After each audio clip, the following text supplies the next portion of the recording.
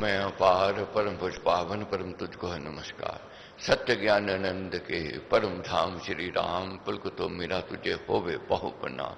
मुझे भरोसा राम तू दे अपना अनमोल, रहूं मस्त निश्चिंत में कभी ना जाऊं। तो गुरु जी को करिए वंदना, भाव से बारंबार नाम सुनो का से किया जिसने भव से पार। अधिकतर दुख हमारे मन के रोगों के कारण है। मन के रोगों से बचना है। मन के रोग निराशा, उदासीनता, भय, चिंता की ओर ले जा रहे हैं। मन बुझा बुझा रहता है, मन उदास रहता है, मन निराश हताश रहता है। इसका कारण है मन के रोग। मन के रोगों का एक ही उपचार है, आध्यात्मिक ज्ञान। अध्यात्म ज्ञान की ओर बढ़ना है। अध्यात्म ज्ञान मिलेगा, मनोबल बढ़ेगा। जब मनोबल बढ़ेगा, मन के रोग दूर होंगे। मन के रोग जब दूर होंगे तो जीवन सुख में हो जाएगा। जीवन का आनंद आना व्यक्ति को, प्राणी को आरंभ हो जाएगा। अगर जीवन का आनंद नहीं आता है तो जीने में मजा नहीं आता है। तो आज चिंतन करना है, ये कैसे मन को कंट्रोल में करें, कैसे प्रसन्नता की ओर बढ़े। प्रभु कहते हैं कि आत्मा अथवा मन को स्वाधीन करने वाला जन राग द्वेष से रहित अपने वश में की हुई इंद्रियों द्वारा विषयों में विचरता हुआ भी प्रसन्नता को प्राप्त करता है। इसमें कैसे विचरे ये बताया है। वह आत्मज्ञानी उचित विषयों का उपभोग करके भी प्रसन्न रहता है। उसमें तृष्णा और क्रोध आदि दोष उत्पन्न नहीं होते। उसका आत्मा अज्ञान के अंधकार से ऊपर विमल बना रहता है। अंधकार से हमने ऊपर उठना है। चिदाकाश में अंधेरा हो, कुछ अच्छा नहीं लगेगा। चिदाकाश को प्रकाश की ओर लेकर के जाना है। ये कैसे आत्मा और मन को वश में करना है। मन कंट्रोल में नहीं आवेगा, ये निराशा में ले जावेगा, भय में ले जावेगा और दुखी रहेगा हर समय। सुख के साधन होते हुए भी इसको सुख नहीं मिलेगा। तो क्या कहते हैं कि उचित पदार्थों का भोग उपभोग जो प्राणी करता है वही सुखी है। आज दुख का कारण क्या है?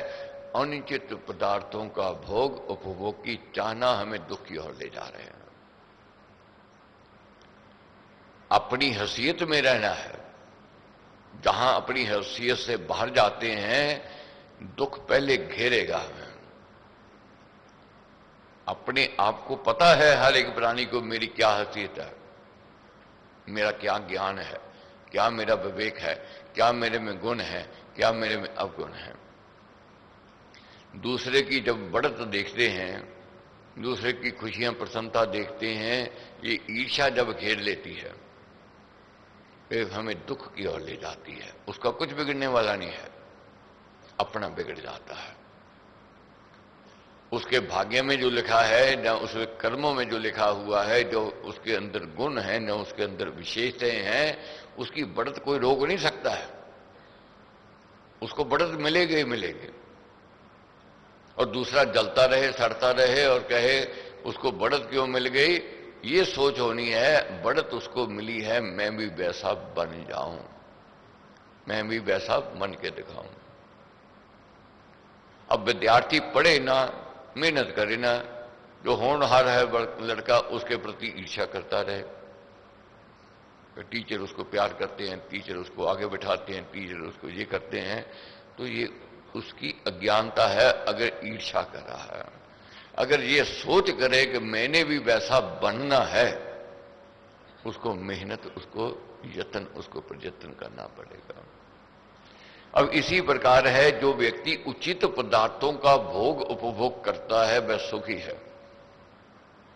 राजा जनक के पास बेशुमार दौलत थी, सुख के साधन थे, मगर वह भोगों में लिप्त नहीं थे, अपनी ड्यूटी करते थे। ड्यूटी करते हुए उचित पदार्थों का भोग उपभोग भी करते थे, मगर भोग जो थे उनको विचलित नहीं करते थे।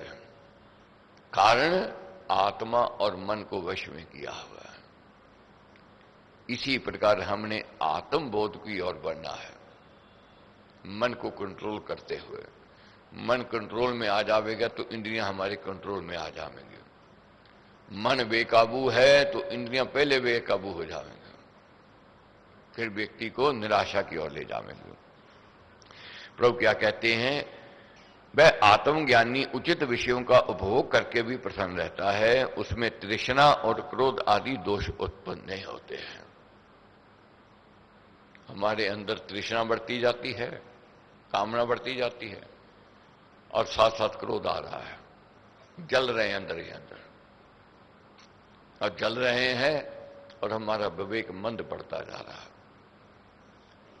अज्ञानता बढ़ती जा रही है, निराशा उदासीनता बढ़ती जाती है। प्रभु कहते हैं ऐसी प्रसन्नता होने पर उस आत्मज्ञानी के सर्व दुखों का नाश हो जाता है। प्रसन्नचित्त जन की बुद्धि तुरंत स्थिर हो जाती है। अपने आप को खुश रखने का प्रयत्न करना है। प्रसन्नचित्त व्यक्ति अपनी बुद्धि को स्थिर कर सकता है, वह छल कपट से दूर रहता है। हर समय शुक्राना करना है उस मालिक का, पाइया तेरे दर तो मैं रहता हजारा, शुक्र गुजारा शुक्र गुजारा। कौडियां दा मुल नहीं सी हीरियां दा पै गया, जदों दा मैं दाता तेरे चरणों च पै गया। सुख देवें जो दुख देवें, मैं झोली विच पा लवां, दुखन भी दाता मैं सुखा ना ला लवां। जेड़ा वेला आवे मैं हंस के गुजारा, शुक्र गुजारा शुक्र गुजारा।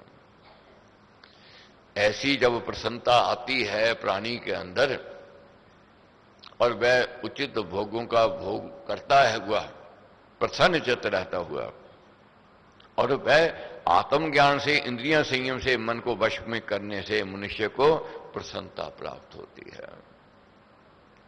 प्रसन्नता कैसे मिलेगी? आत्मज्ञान से। ये आत्मज्ञान की ओर मैं दिन रात ये बात कहता हूं, रोज नित्य सभा में ये कहता हूं, यही हमें सुख की ओर ले जाएगा। जब तक आत्मज्ञान नहीं है, अज्ञानता रहेगी तो चितागाश में अंधेरा रहेगा। जो मिला है वह कम लगेगा, जो नहीं मिला है दिन रात उसका रोना रहेगा, और फिर क्या है, सुख भाग जाएगा, सुख दुख में बदल जाएगा। कामनाओं के पीछे दौड़ने वाले को तो कभी सुख नहीं मिल सकता है, बार बार प्रभु कहते हैं, मगर इसको हम छोड़ते नहीं, छूटती नहीं है, तभी दुखी रहते हैं। कामनाएं बढ़ती जा रही हैं, इच्छाएं बढ़ती जा रही हैं, ये नहीं कम मिला है और चाहिए, ऐसा नहीं वैसा चाहिए, ये नहीं वो चाहिए, ये हमें दुख की ओर ले जा रही है। और ऐसे व्यक्ति जो कामनाओं के पीछे भागते हैं उनको शांति नहीं मिलती है। जब शांति नहीं मिलती है तो मन दुखी रहेगा, मन शांत रहेगा, वह सदा ईर्ष्या और क्रोध की अग्नि से जलता रहेगा। ऐसा व्यक्ति ईर्ष्या और क्रोध की अग्नि में जलता रहेगा। ऐसे शांत मनुष्य की बुद्धि भी संशय से, छल से, असत्य से, द्रोह से और स्वार्थ और तत्परता से अति चंचल बनी रहती है। इस कारण संयम, मन की विमलता और चित्त की प्रसन्नता बुद्धि के शीघ्र स्थिर हो जाने के उत्तम साधन है।